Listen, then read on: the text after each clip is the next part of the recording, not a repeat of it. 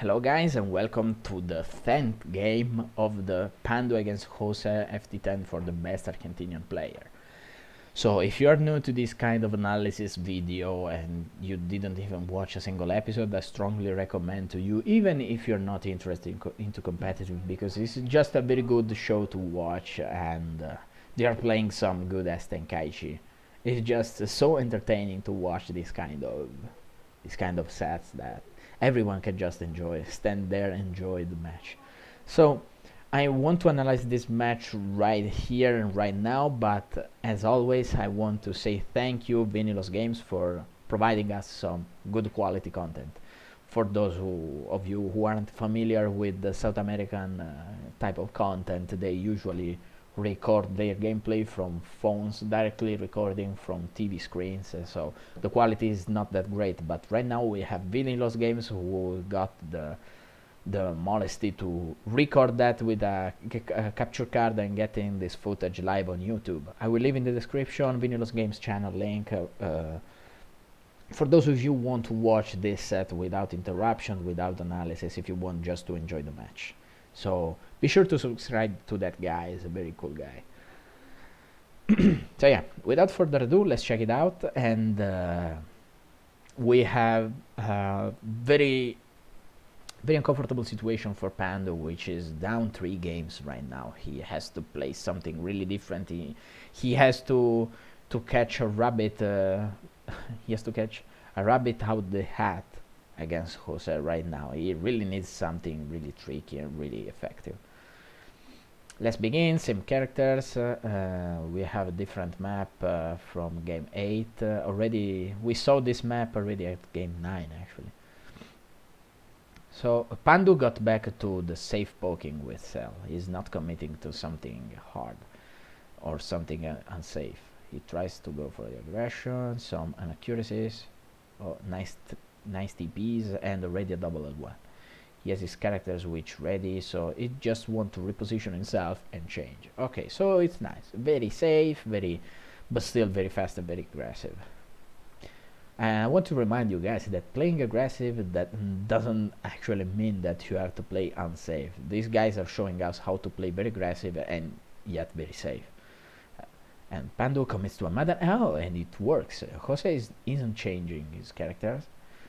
He wants to keep the pressure with Cell. A very nice punish against Pandu's double L1 after image into death cancel, and he's able to get a life bar out of Go's Madden.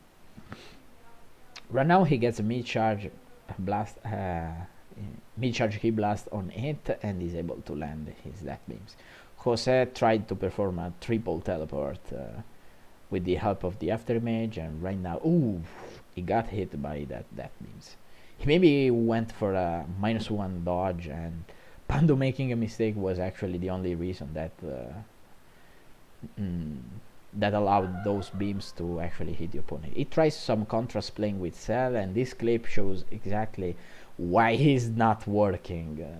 That move is so thin, it actually covers the space very badly. So you shouldn't you should be playing Cell that way. Immediate double L1, and he goes for some blocks. Look at the Jose's pressure right now. He already got the first life bar out of Broly. He's playing very carefully, and Kid Buu has just the upper hand when playing against Broly. Nothing more to say. He's really good. He's forcing Broly just to play defensively, and he's saying, hey, I'm the one who has the initiative, so just wait there and hope I do a mistake.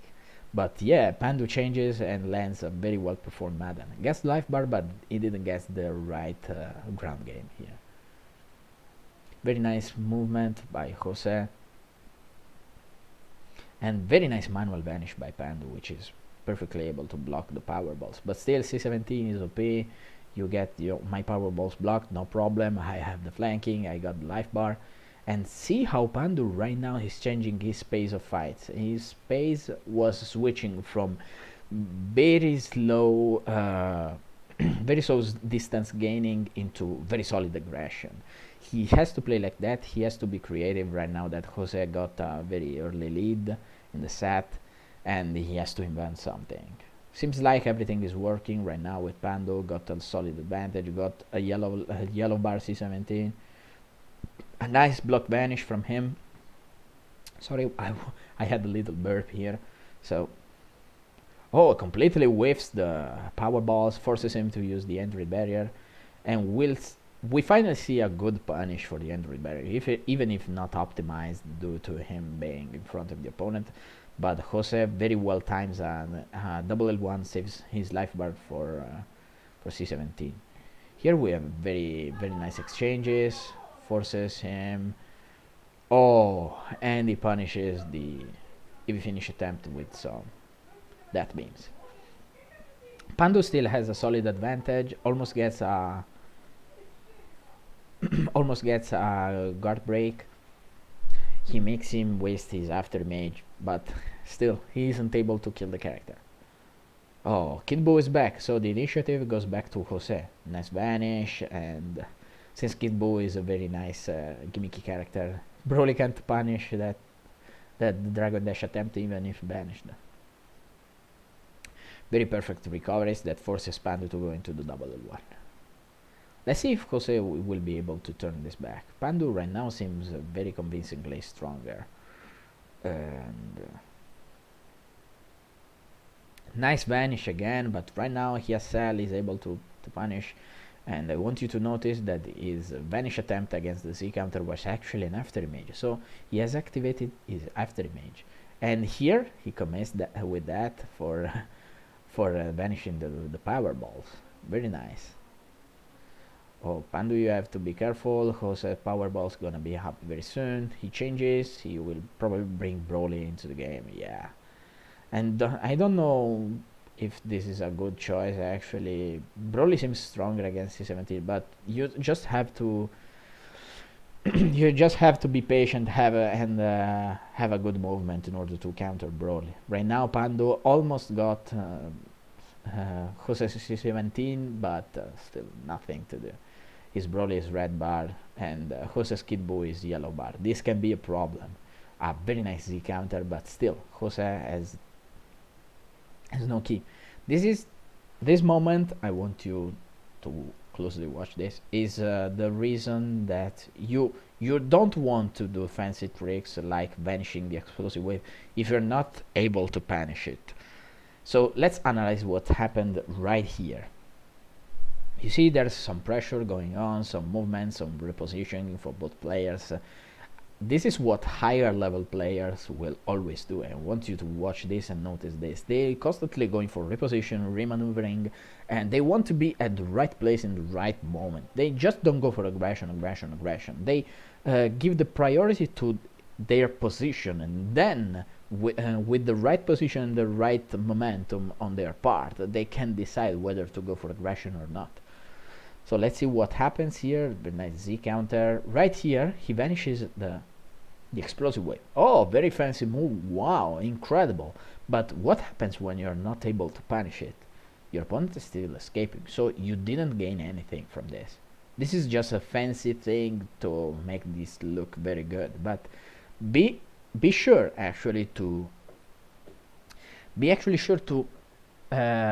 be able to punish the explosive wave. The important thing is not to avoid the explosive wave. The important thing is to punish the explosive wave. If you are not able to punish the explosive wave, you're basically giving your opponent a free out of jail possibility. This is why it's very important in my opinion. And newer players will understand how this game is very well technically layered when they first learn the explosive wave recoveries. That sense of not leaving the opponent any chance when you recover the explosive wave makes you think that you really have the upper hand against your opponent.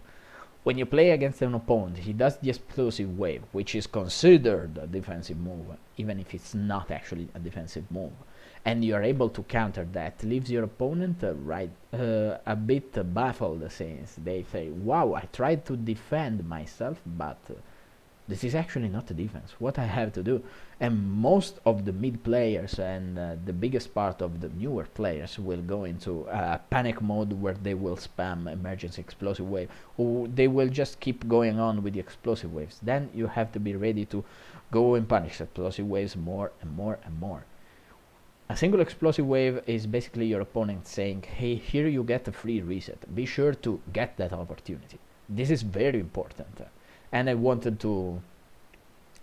the new players especially to notice this concept. So let's go forward with the match. Here he forces with the double L1, otherwise he was risking his life. So a very nice semi-flanking. And Pandu right now still has the upper end, but it's actually very hard to say if he has a solid advantage actually. Right now Jose is playing perfectly, is baiting Pandu to double L1s. Watch how the pressure is going very heavy against him. Jose immediately throws himself out of the Madden's range, and let's see what he will be able to do against Kid Buu has Cell. Pandu always says that he considers Cell as his main character, so he will probably have to play around Cell instead of brawling these sets if he wants to turn the tables. Here Jose is not committing to the Dread Barrier. Weird decision. Pum pum, and he dies. Yeah, very nicely executed from Pandu after image in order to vanish the second power ball. And here Jose got another big disadvantage. He has a red bar Cell and yellow bar Kid Buu against 3 Pandu's characters. They are bad in bad HP, but Cell, I remind you, Pandu Cell is in a very good situation actually. Is perfectly fine with his life bars. And here Jose whiffs for desperation, I guess. And Pandu gets even a better advantage.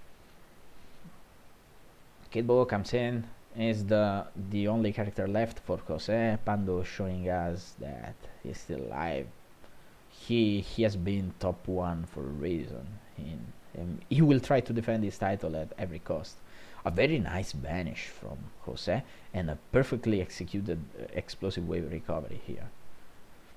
Again showing us the Kid Buu true potential.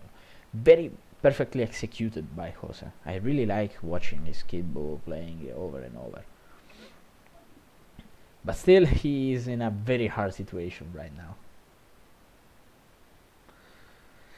Pandu right now is playing the waiting game while being in advantage. Pandu is showing us why I should go for aggression if I'm the one who's committing to win the match. I just want my opponent to die, and that's what he does. He wastes the opponent's mistake, which is the double L1 while having the after image, and he goes for the after image dash cancel to punish that and and deal the match with the finishing blow. Very nice match from Pandu, which is himself showing us some nice endgame strategies. And yeah, we are right now 6-4 in favor of Jose. The match is still on. The match is still to be played, and Pandu showing us why he's still alive. So yeah, I think I said everything about this match. Not very important things that haven't already been said in the previous episodes, but we have done a very nice point of the explosive wave, and Jose showed us why it's more important to just punish instead of doing fancy tricks without a purpose. And Pandu right now is the one who's showing us some tactics. So I guess I will use this sentence as the title of this video. Game 10 finishes here. I'll see you guys tomorrow for the episode 11. So, goodbye.